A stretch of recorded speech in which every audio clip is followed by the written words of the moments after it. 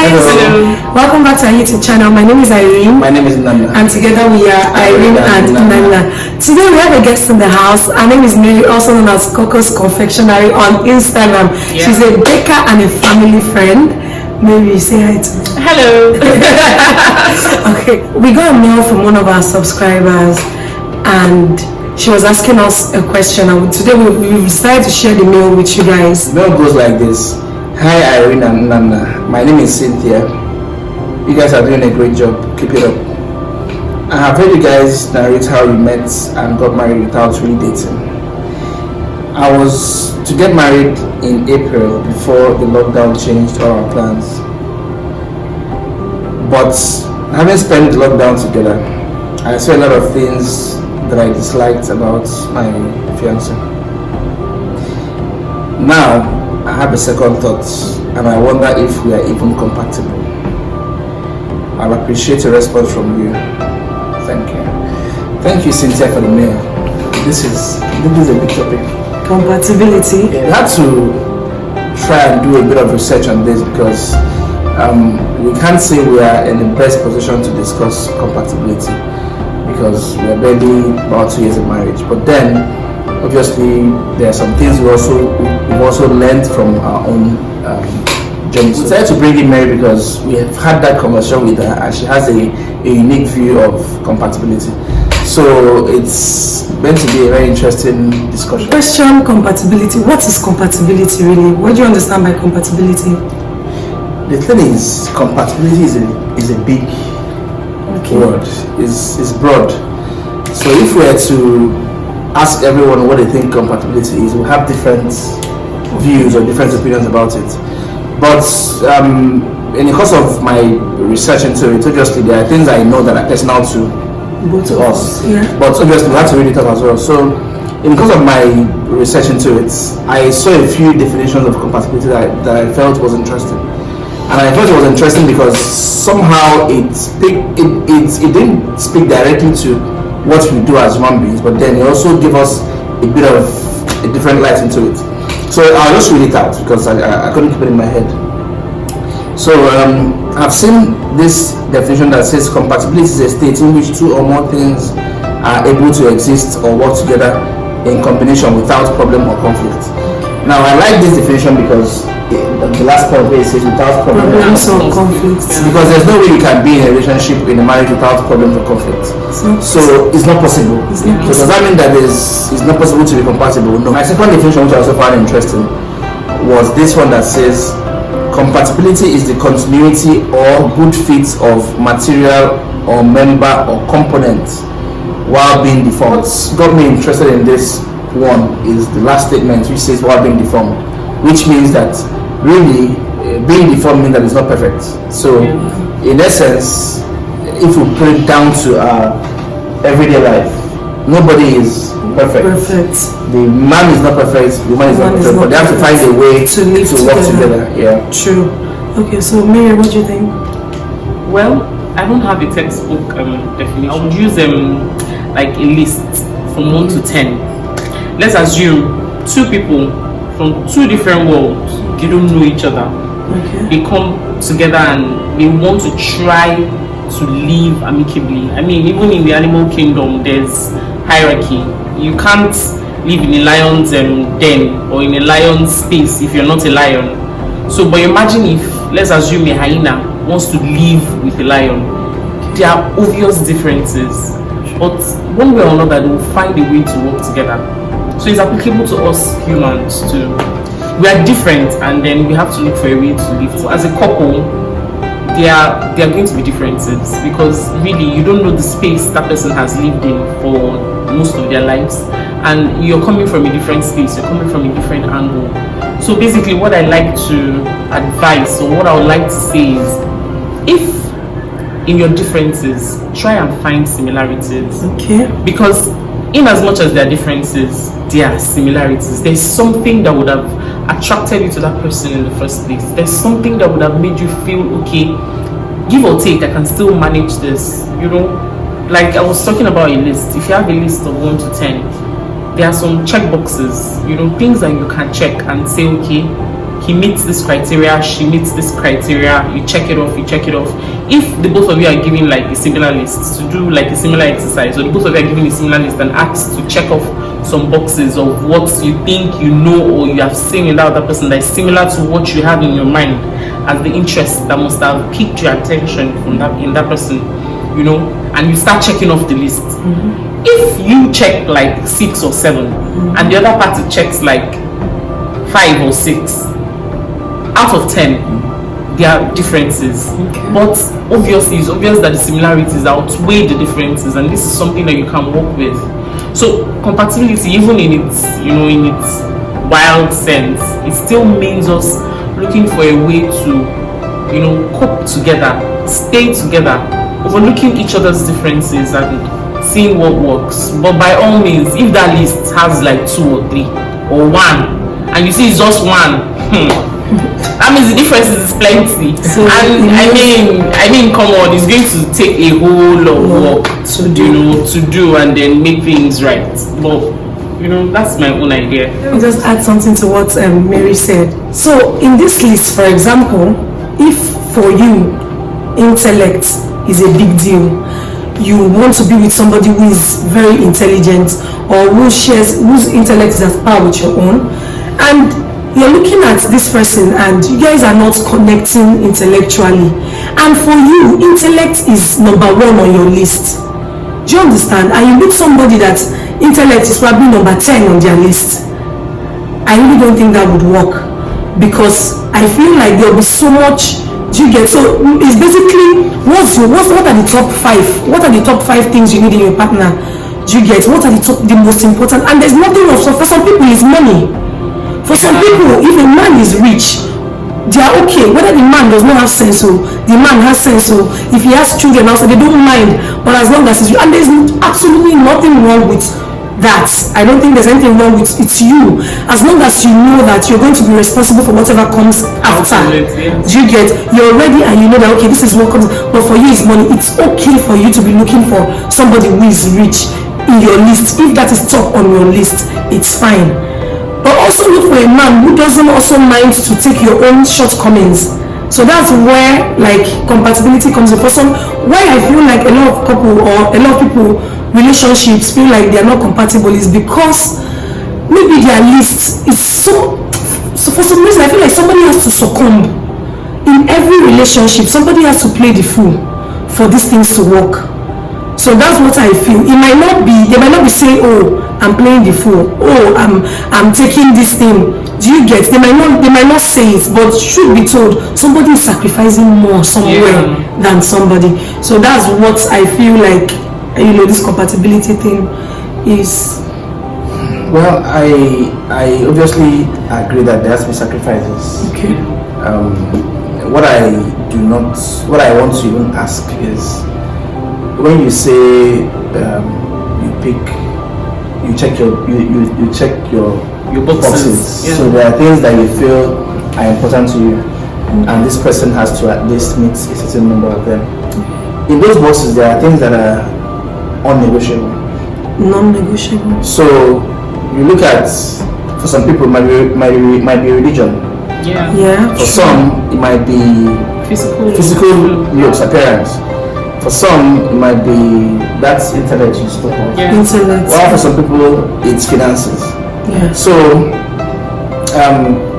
let's not forget that we're actually answering a question. Yes. From what you're saying, Cynthia, there are things that obviously led you to your fiancé.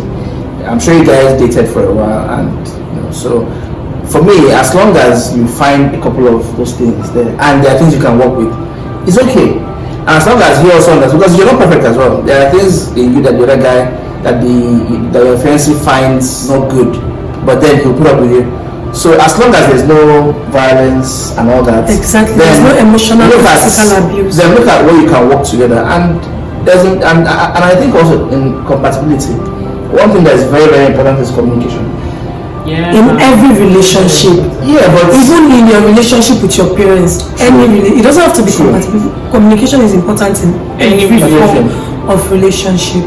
So if there's good communication, then it will be easier for the second party to know that, okay, this is my shortcoming. There are things that frankly one cannot change. So furthermore, from my personal research, I found out that there are four major types of compatibility, which is the physical, the emotional, the intellectual, and the spiritual compatibility. Now, the physical is very simple and very basic. Boy meets girl story. You see a girl, you like her, she's yellow, she's fine, she's busty, she has hips and all that. Or the girl is like, oh, this guy is tall, dark and handsome. Yeah. Physically, they are already compatible. They both know, okay, me I like fine girl, me I like fine boy, so they are fine. So that's like a plain explanation of the physical. So the emotional, you want to talk to this person, you want to dial the person's number, you just want to always, you know that you're emotionally attracted to this person, you know. So from the emotional, now talk about the intellectual. That one, are you people on the same par? Like I said earlier, your intellect, how does can this person carry on a conversation, that kind of thing? Because it even reminds me to think about, there was somebody I met in the past, one of my aunts introduced me to somebody, and I remember the guy was checking boxes. You're so interested in this story. No, it's part of there. You're so interested. You're looking at. So, like I was saying, there was this guy I met here. Somebody introduced me to him, and we were talking like, I feel like, okay, I hadn't seen him physically, face to face. But now, these days, social media, you can do video call, you can do video. So it was okay, we were talking. He was even checking a lot of boxes. Up until when I told him it was the end of the year and I haven't used my HMO, and these people, they are removing it from my salary. So I tried to go to the hospital and get like a couple of tests. While we were talking, and I said, oh, and I also did HIV and AIDS. The guy ran, like, he went gaga. He was like, how can you do HIV and AIDS test? It means that you're not a good person. It means you'll be sleeping around. And in my head, I was like, is it HIV and AIDS is not gotten only through sex? Yeah. So why would you think? So I already knew that intellect, we have this argument for literally almost a week, when he was telling me that for me to be doing HIV test, it means that I have been, so in my head I was like, I can't be with this kind of person. So for me, that intellect spot, it ended, that relationship ended like there and then. In my head, I knew I can't be with this kind of person. So from intellect, we go to the spiritual compatibility. Yeah. So spiritual compatibility, people that have they agree on things that they haven't seen. You have the same vision and mission. So you basically agree on how do we raise the kids, how are we going to share finances. You agree on things that haven't happened yet. And this spiritual compatibility is very, very important, because I feel like a vision does not end. Even if in a relationship money goes, you both know that you have a vision to raise your kids in the way of the Lord. It doesn't change. The fact that people are broke now does not mean that your vision has changed. It doesn't mean that, we are thinking of building a house in the next 10 years. It doesn't affect that. So that spiritual is really, really important.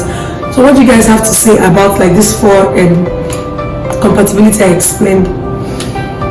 Okay, I'll take it up from where she ended. Spiritual compatibility is something that everybody has to put at the back of their minds. Just like it's very difficult if you come from a strong Christian family, and maybe during your life's journey as a girl, you meet someone, like a Muslim guy, and then you fall head over heels in love with him, knowing fully well how you have been raised as a strong Christian girl, and then you bring the guy and you want to damn all odds and say, okay, this is the person I want to marry. You're shooting yourself in the foot. Your relationship is like 80% not going to work, because you're bringing this person for approval, for your parents to approve and say, okay, this is the person I want to get married to and all that, and that is against your belief. Please don't stress yourself, because there are more things to worry about in life. Spiritual compatibility is key. Even if the both of you are Christians, you have to believe in the same thing. You have to have the same faith, because in fact it transcends way beyond Catholics marrying Pentecostal, or it's one God really. but you have to have the same belief system. That's not disputing the fact that Christians don't marry Muslims. I've seen Christians and Muslims getting married and they are perfect in their relationship, you know. It means that there's something that is actually holding the both of them together. They have a common belief, irrespective of religion. They have a common belief. So the spiritual aspect is something that we really need to take into consideration. So physical compatibility, I mean, a lot of people try to portray an image they are not. So I would say, if you're in a relationship with someone, look for that thing that must have, you know, attracted you to that person in the first place. Because for two people to live together, there has to be like a common ground, you know. There has to be something common, like a common ground rather. There has to be something like the both of you've laid your cards on the table, the other party has laid his or her cards on the table, and you have said, okay, this is it, this is us. We either move forward or yes, be transparent. We either move forward or we cut it off. So I think that's what you should watch out for when it comes to compatibility. It also boils down to checking off your list and knowing what outweighs what. If the positive outweighs the the negative, it's something you can work on. Like my mom always says, in a relationship where there's peace, know that one person has water in his or her mouth. She says it to me in Igbo, but I can't say it because okay. Ezinụlọ udo dị, imanu fonye kumini no. What that means is a family where there's peace, one person has water in their mouth. So, and that literally means that someone is taking up, a whole lot of things, and the person is bending backwards to make it work. But trust me, that kind of relationship, it gets to a point where that person needs the other party to bend backwards for him or her, So let's try and look for someone that is willing to look at your differences and take you for who you are. Basically, that's basically what I think. Okay. Okay, I agree with both of you in everything you've said. Though my opinion sort of differ a little bit on spiritual compatibility. Yeah, you spoke about the physical, the intellectual, what's the other one? Emotional, yeah, and spiritual. Now I think the first one, physical, emotional, and intellectual. Those are things you can easily figure out. Okay. But the other one, the spiritual, you can't easily figure out. Yeah, from the first instance. Yeah, because it's easy for you to see it from a religious point of view, but I see it from more of a value point of view. What moral values do you guys share together? Okay. So how I define it myself is that is more than religion. It's more of value. What I would see and frown at, would you see it and frown at it? So if you're having those clashes where my one person's value is at this point, the other one is this point, then it's difficult to come to a middle ground. So I think in everything, summarizing it, that last part is actually the most important. While physical is very important, because if you don't like somebody physically from looking at the person, physical attributes, then you might not even get to the other part. Emotionally, there has to be a connection emotionally. Intellectually, you have to be able to engage at certain levels. You understand? You shouldn't be, but then some people make it work. But that emotional, that spiritual one has to do with values, in my opinion, has to do with your vision. Because if my aim is to be at this point in 5 years and your aim is not, so it will, one person will drag the other person back, and over time it might be an issue. But at the same time, like you said, some people might swallow it and just manage the situation until it gets to a point where they both understand and agree with themselves. So what advice do we actually have for Cynthia? Okay, the first question you should ask yourself is how long ago did you realize this? Because lockdown just happened for 5 weeks. So let's assume that you both have been dating for and she said they stayed together for these 5 weeks. Yeah, they've been together. Okay, so that means that prior to now, when you both were in a relationship, there was no time for the both of you to stay together to have noticed or have seen these things you're seeing now. Get a list. That list, just write down everything you want. In your list, start checking the boxes. I'm sure for you, both of you to have gotten to the point of saying, okay, we have fixed the date for the wedding, we're going to get married, we're doing this, we're doing that. You must have weighed all your options. You must have, looked at the odds and said, okay, the positive outweigh the negative. Now, nothing is perfect.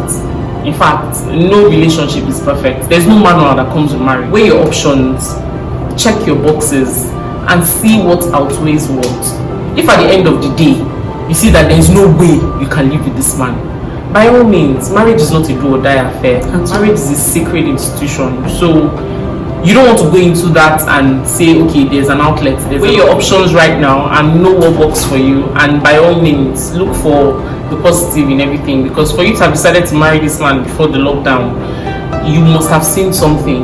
You must have seen something. Try and put in the work. Then if you see that it's not working, please, by all means, there might be someone out there for you. I'm not saying the person you're with is not the man for you, but if it's not working out, there's no need to, be there. Let your values be what the other person values. That's one of the most important things I can tell you. So it's always easier to give advices from this angle. Yeah, when you because you're not there. You understand? Yeah. So to Cynthia, my advice I think will be short. What I'll say is that my first question to you would be, these things that made you feel this way, have you actually brought it up to your husband? Your fiancé? To your fiancé. And if you brought it up to him, is he trying to work on them? Like we've said here a couple of times, there's no perfect marriage, there's no perfect relationship, there's no perfect person. If these things you're seeing now, you saw them because you were on lockdown, so you've been together for an extended period of time, it is normal, because in a relationship, when you live apart, there are a lot of things you do not see. You only see things mostly in marriage when you are together. And believe me, marriage is hard work. It might look all glamorous outside, but within you and inside, there's a lot of work you have to put to make it work. You cannot just throw in the towel every time you feel something is not right. So, like I said at some point, if the person is not violent, if he doesn't, harm you or abuse you, then these are things that can be worked on. If these are things that you feel that cannot be worked on, if there are things that you've talked about and there's no headway, then you might not have to go into it. But I cannot advise you to go in and get yourself burnt, and I can advise you not to go in. What I'll say is, look at it critically, discuss it with him, discuss it. A lot of things happen, a lot of things change when you have a one-on-one discussion. So open up to him, tell him your concerns, tell him your fears, and put everything in prayer. There are certain things we didn't touch on here, but like in that spiritual discussion. In the marriage, there are three people in the marriage. It's you, it's your husband, and it's God. So if what is happening to you is something you cannot tell somebody else, which I don't even advise you to carry your marriage outside, then take it to God and pray over it, and let the will of God be done. So that's what I would say. Okay, so coupled with what Mary and Nana has said, I'll just add that you should also be self-aware that it's possible that this man doesn't even know that he's annoying you or he's doing all these things. It's possible that he's not even paying attention to these things. So it's just like he said, communication is key. Talk about it, keep talking about it, and see if it works. If it doesn't work, by all means, after you've prayed and you feel like it's not working out, then you can move on. Thank you very much for sending us this mail. I'd also like to add that If you have any advice for Cynthia, please leave it in the comment section. Let's discuss it. And then if you also have questions for us, our email address will be in the description box below. And then we'll be responding to you can send us emails, ask us questions. If you have topics you want us to talk about, please send that to us and we'll be responding. We'll also leave Mary's Instagram handle in the description box in case you want to patronize her. She bakes good tasty cakes and pastries, everything. And also please remember to keep your comments modest. Thank you very much, guys. If you haven't subscribed, remember to subscribe to our YouTube channel, like, share, and leave your comments down below. So till we see you again, till our next video. Bye bye. Ciao, ciao.